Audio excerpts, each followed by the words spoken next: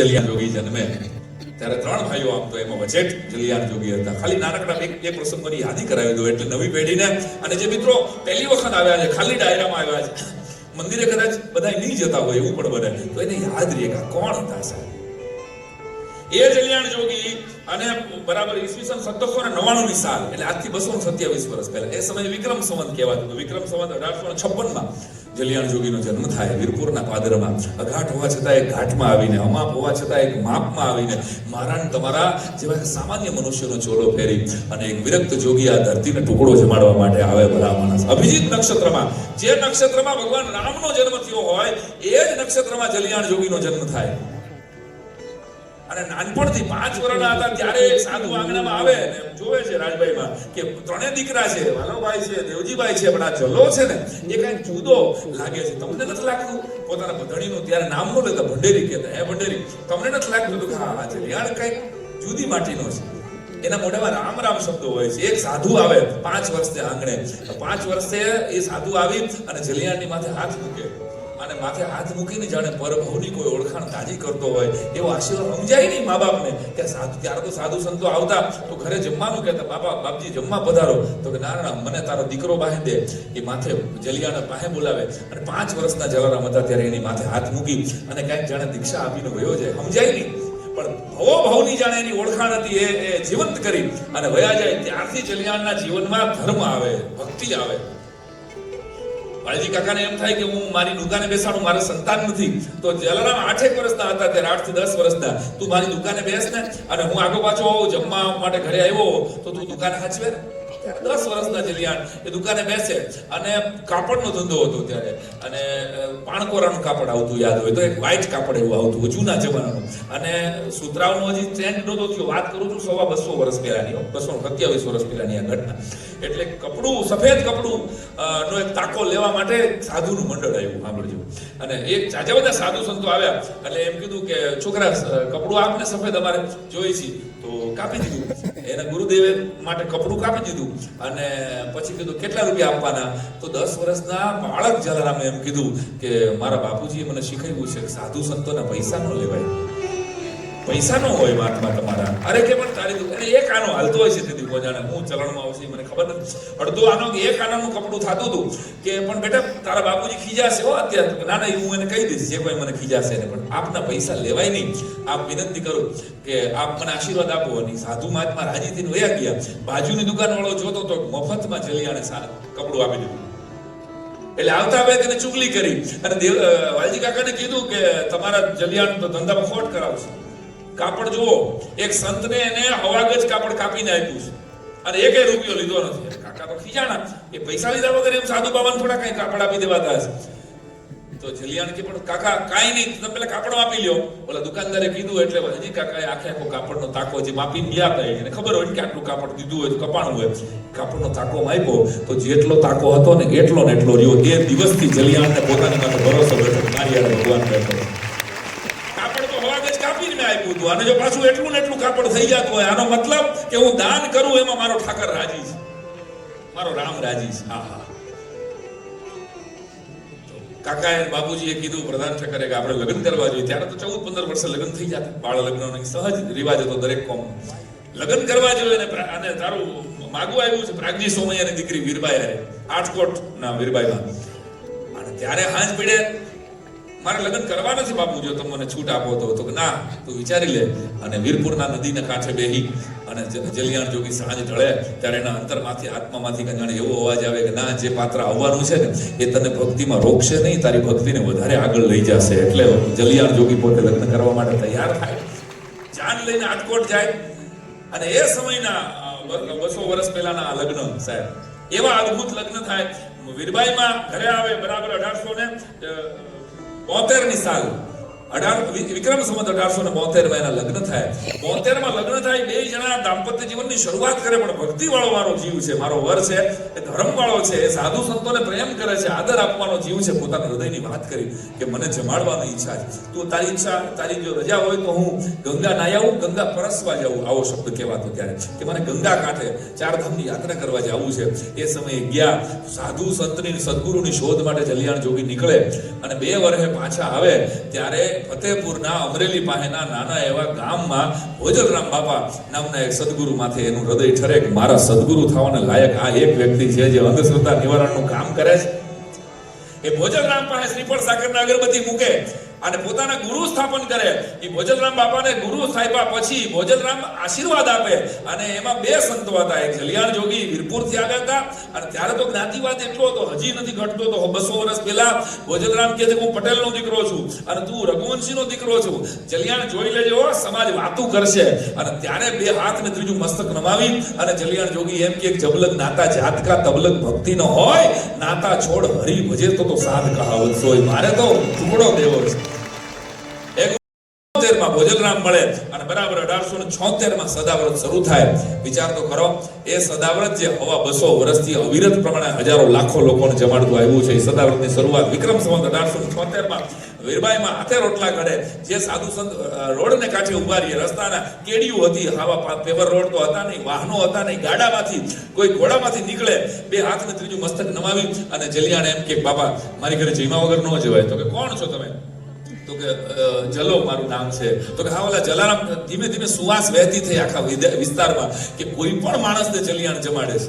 તો કે જલારામ કહેવાય ઈ તમે? તો કે રામ તો ગામ કહે છે, હું તો જલો ઠક્કર છું. એમાં બે સૈનિકો ગોંડલથી નીકળ્યા જુનાગઢની ફૌજમાં ભરતી થવા માટે. આ બનેલી ઘટનાઓ સાંભળજો. અને ફૌજમાં ભરતી થવા, હવે એ સૈનિકો હતા, હોટલો ત્યારે હતી નહીં, એટલે ગોંડલના પાદરમાં બે પારેવા માર્યા, બે પક્ષીઓને, બે કબૂતરને મારી અને પોતાના થેલામાં નાખ્યા કે આગળ જઈને બીજું કઈ મળશે નહીં તો આપણે આ ખાઈ લઈશું. એટલે બે મરેલા પક્ષી એના થેલામાં હતા. અને વીરપુર આવી ગયું. વીરપુર આવી ગયું અને પાઘડી પહેરેલો, હાથમાં લાકડી. અને જલિયાણ જોગી કહે છે બાપા હાલો ને જમવા માટે. એટલે કીધું પણ અમે તો મુસલમાન છીએ. પણ તો કે મુસલમાનને ભૂખ નથી લાગતી ભાઈ? હા પણ માહિતીમાં ભૂખ તો લાગે છે, પણ તમે હિન્દુ છો અને અમે મુસલમાન છીએ, તમારો ધર્મ અભડાઈ નહીં જાય? તો કે રોટલો ક્યાં જોવે છે કોણ હિન્દુ ને કોણ મુસલમાન? ધનિકો કો કાર और कोठी याद आती है, निर्धन को अपनी लंगोटी याद आती है, लेकिन इस दुनिया में छोटे बड़े सभी को भूख जब लगती है तब रोटी याद आती है. બાપા જેવા વગર નહીં જાઓ, મને એવો હું અભડાઈશ નહીં, મારો ધર્મ નહીં અભડાય. તમે ભૂખ્યા જાશો ને તો મારું દિલ નારાજ થશે. હવે બે સૈનિકો ઘોડામાંથી હેઠા ઉતર્યા, વીરપુરના પાદર સુધી ઘર સુધી આવ્યા. ત્યાં ત્યારે યાદ આવ્યું ઘરે રે આપણા થેલામાં તો બે મરેલા કબૂતર છે. હવે કેવું કેમ? કઈ બોલમાં ઈશારો કર્યો કે આ હિન્દુનું ઘર છે, પાછો સાધુ જેવો માણસ લાગે છે અને મરેલા પક્ષીઓ. આપણે પાપ ન થઈ જાય. તો હવે આપણી ઘરે મહેમાન આવે એટલે એના હાથમાંથી સામાન લઈ લેવાનો જૂનો રિવાજ છે ને આપણે આજની તારીખે આપણે પાળીએ છીએ. તમે જુઓ, જલિયાણ જોગીએ તરત જ થેલો લઈ ખીટીએ ટીંગાડી દીધો. બાપા લાવો તમે પેલા. અરે પણ ઈ નહીં, લાવો લાવો ટીંગાડી દીધું. જોયું નહીં? પ્રેમથી વીરબાઈ માએ ગાડાના પીડા જેવો રોટલો ઘીડ્યો અને બે આરબ સૈનિકો હતા, મુસ્લિમ સૈનિકો હતા, બેયને પ્રેમથી જમાડે. ઝડપથી જમીન ભાગો, ઓલો થેલો જલ્દી ખબર ન પડે ને એમાંથી લોહીનું ટીપું ન પડે ને તો આબરૂ રહી જાય. આમ માનીને ફટોફટ બે આરબ જમી જાય અને જમીન જેવો ઓડકાર લઈને હાથ ધોય ને ત્યાં જલિયાણ જોગીએ લાકડી લઈને આવીને એટલું કીધું બાપા તમારું પેટ આટલું ભરાઈ ગયું તો હવે તમારા પેટને કબ્રસ્તાન હું કામ બનાવો છો? આ પક્ષીનો હું વાંક? એમ કરીને જે થેલામાંથી લાકડી અડાડી તો એમાંથી હળવળાટ કરતા બે પંખી ઉડીને પાછા વયા. એમ કે જલા તું તો અલ્લાહ છે. ત્યારથી જલા અલ્લાહ કહેવાના અને વાલમ પીર કહેવાના. વાલમરામ નામના એક શિષ્ય બીજા ભોજરામ બાપાના હતા. એ વાલમને પીર બનાવ્યા અને જલાને અલ્લાહ બનાવ્યા. તો એ સંત અને બરાબર 1810 વર્ષ થઈ જાય, 1876 સદાવ્રત શરૂ થાય અને બરાબર 1886 એક સાધુ હાજે આવે. આ પ્રસંગ તો તમે સાંભળ્યો. અને એક 80 વર્ષનો સાધુ આવીને એક દી રોકાય, બે દી રોકાય, ત્રીજા દિવસે એમ કે મહાત્મા બીજી હું સેવા કરું? ત્યારે એમ કે છે કે મારું શરીર અશક્ત થઈ ગયું છે, મારામાં હાલવાની તેવડ છે નહીં. હા બાબા હું શું સેવા કરી શકું? જલિયાણ કે છે બોલો ને. તો કે મને તારી પત્ની આપી દે, મારી સેવા માટે મારે પત્ની જોઈ છે તારી. મારી પાસે કોઈ માણા નથી, મારું કોઈ ચેલું નથી. તો એમાં હું વાંધો? બે ઘડી ઉભા રહ્યો. એમ કરીને વીરબાઈમાં તો રોટલા કરતા હતા. એને એમ કીધું છે ભંડેરી આજ્ઞા થઈ છે, કોઈ સાધુની સેવા માટે તમારે એની ભેગું જવું છે, જવું પડશે. એને તમારી માંગણી કરી છે. તેથી લાજનો ઘૂંટો તાણી અને વીરબાઈમાં એમ કીધું હતું કે તમે આટકોટથી લઈ આવ્યા છો, હવે તો તમારો હક છે, તમે જેમ કહો એમ મારે કરવાનું હોય. તમે કોઈ સાધુને મને સેવામાં હોપી દેતા હોય તો મુબારક. એમ કરી અને વીરબાઈમાં એ સાધુની સાથે ગયા ત્યારે આખા વીરપુરને ડંખ લાગે, વીસીના એમ ડંખ લાગ્યો. વીરબાઈ અમારી માં છે, એમ થોડું કઈ કોઈ સાધુને દઈ દેવાય? તો કે ના ભાઈ હું વચને બંધાયેલું છું. સાધુ એમ માગ્યા. હાંજ પડતી હતી, માળે જઈને પંખી મેળા ઉપર હથિયા ભાણ, મોટી કહોંબલ ઓઢણી, અને આજ સંધ્યા બની સુજાણ. સાંજ પડતી હતી. આ બાજુ વીરબાઈ માં પાસે સ્વયં ભગવાન કસોટી કરવા આવેલા સાધુના રૂપમાં. એને એમ કીધું કે આ જોડેને ધોકો રાખજો, આ જોડેને ધોકો રાખો વીરબાઈ, હું જરાક જંગલ જઈને આવું. વોશરૂમ જવાને 200 વર્ષ પહેલા જંગલ જવું કહેવાતું. હું જંગલ જઈને આવું માં, તમે બેસજો. તો કે ભલે બાપુ, અહીં બેઠી છું. અને વીરપુરના પાદરમાં વીરબાઈ માં બેઠા છે. 10 મિનિટ 15 મિનિટ અડધી કલાક થઈને હાંજ ઓગળી ગઈ. હાંજ પણ અને ખેડૂત પાછા આવતા હતા. એને વીરબાઈ મને જોયા, માં અહીં કેમ બેઠા છો? તો કે મને સાધુએ કીધું છે કે જંગલ ગયા છે.